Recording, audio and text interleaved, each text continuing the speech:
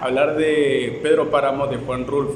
Había algunos detalles interesantes que mencionabas sobre la novela, algunas apreciaciones que hacías comparaciones con otras obras, la de Faulkner, El Rey de la Furia, y también hacía cuento El Zorro de Augusto Monterroso. Entonces, quería que retomáramos un poco esa comparación, esas ideas, para ver si lo compartimos ahora con el canal.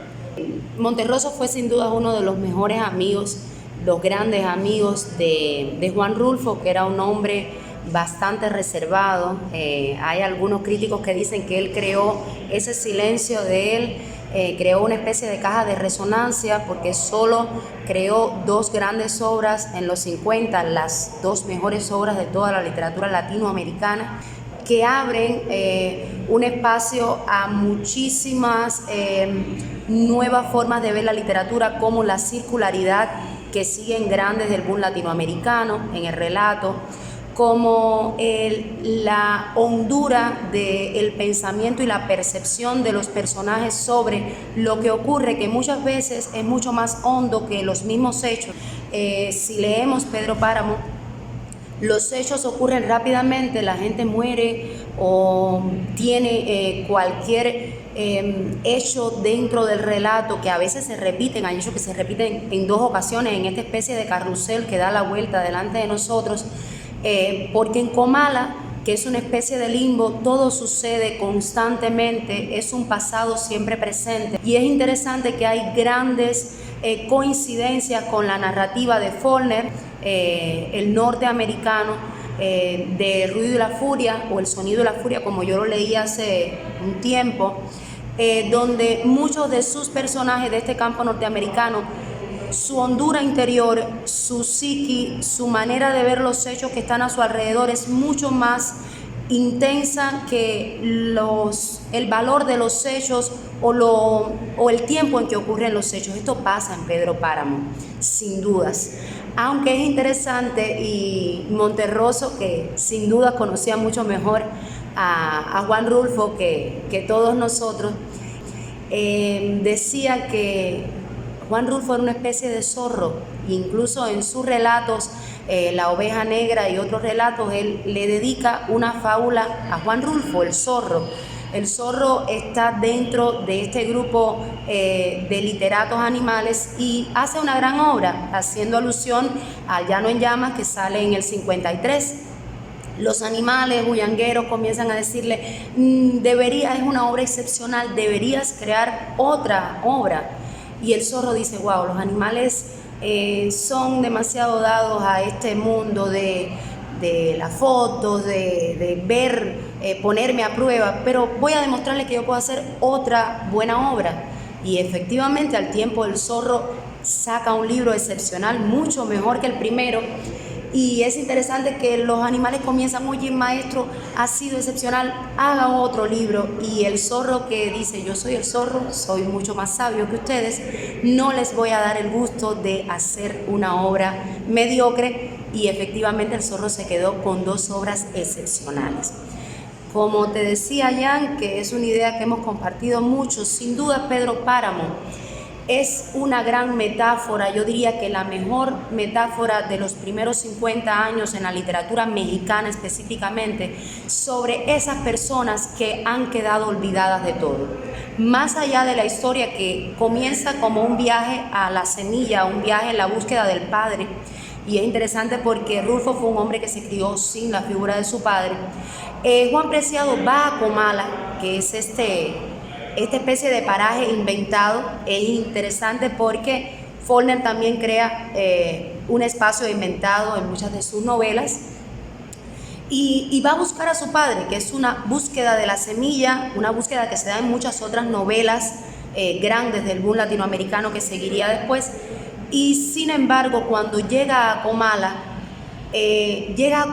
para descubrir que prácticamente está en un lugar donde hay una pobreza tal que esta gente han sido incluso olvidadas de la posibilidad de que les pase algo. Yo creo que el gran mensaje, más allá del propio mensaje de la trama, de la búsqueda de este padre, de esta figura, es el mensaje de esos olvidados por la historia mexicana, de esa gente que ni siquiera tienen acta de nacimiento, de esa gente que mueren y nadie sabe dónde están. Y esos son estos olvidados en ese limbo de Comala, donde hay personas y se crea una especie de maravilla con la pobreza del vocabulario incluso.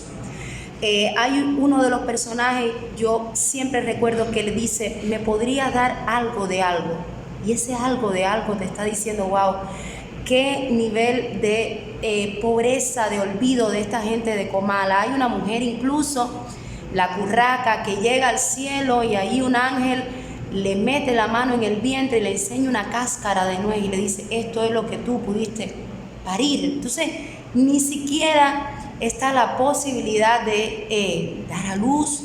O esta señora que cuidaba de Susana San Juan y le daba su pecho para amamantarla, para dar la sensación de madre, y no salía leche de su pecho.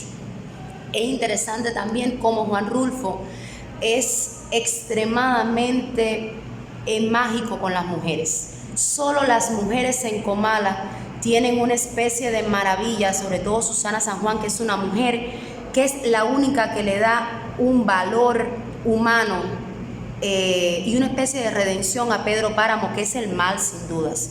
Pedro Páramo es un hombre que encarna el padre tiránico, es un hombre que encarna el caudillo, es un hombre que encarna todo lo terrible de lo peor que han vivido la gente más pobre de México. Sin embargo, es vencido por la mujer que ama.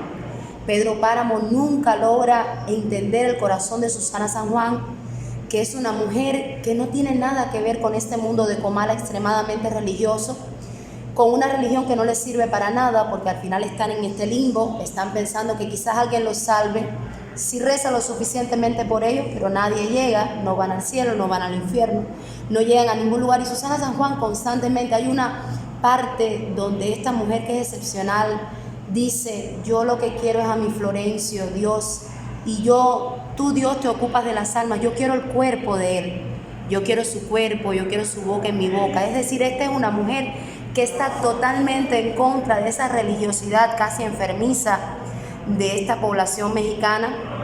Incluso además, amén de que esta religiosidad propia del pueblo de Jalisco, que es donde vivió el autor, hace también una especie de crítica bien grande, porque el padre Rentería es un hombre que permite que Pedro Páramo haga y deshaga en el pueblo.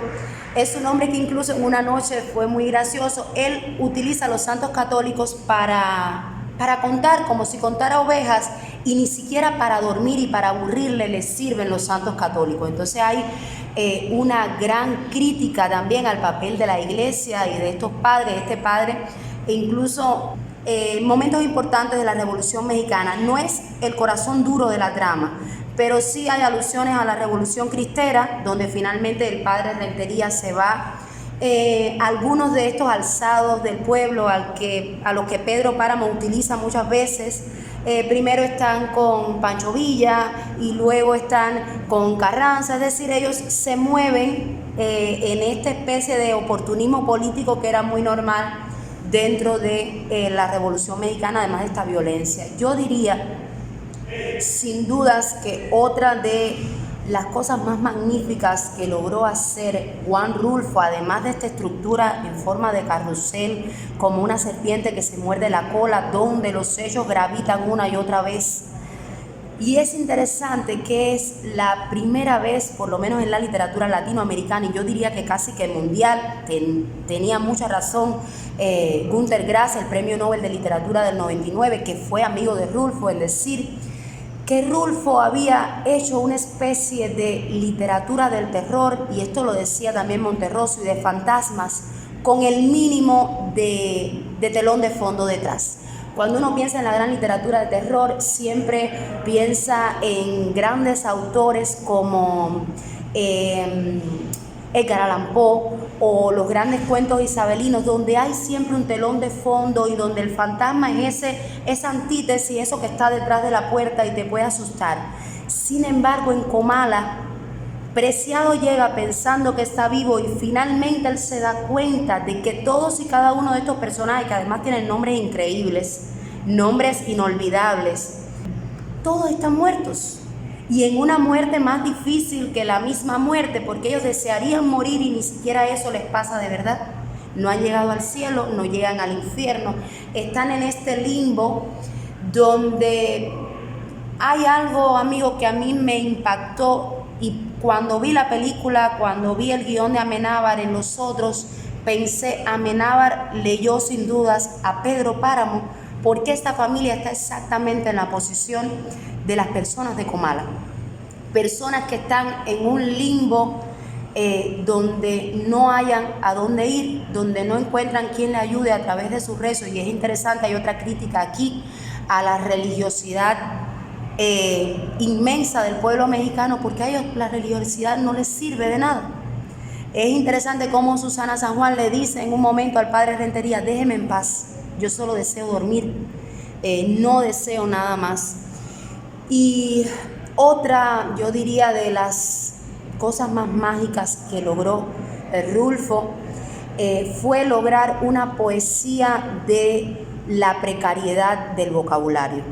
Cuando tú y yo pensamos en escribir cuentos, lo primero que uno piensa es en no repetir las palabras. Sin embargo, hay momentos en que Rulfo juega con esa repetición y ese empobrecimiento total de las palabras y dice: me di cuenta, sí, me di cuenta nuevamente, y va repitiendo las palabras de una forma en que resuenan como si fueran guijarros en el agua, como este preciado preguntándose: Dios mío, me mataron los murmullos y realmente no entiendo cómo llegué a este lugar donde hay tanta pobreza que hasta los muertos, como diría Rulfo, son muertos de verdad, porque son tan pobres que no hay ni un telón de fondo para ellos, ni un telón histórico. Están en el olvido más terrible. ¿Cuál es nuestro papel como lectores en una novela donde Rulfo nos dio tal capacidad y nos dejó tantos espacios en blanco para nosotros darle sentido?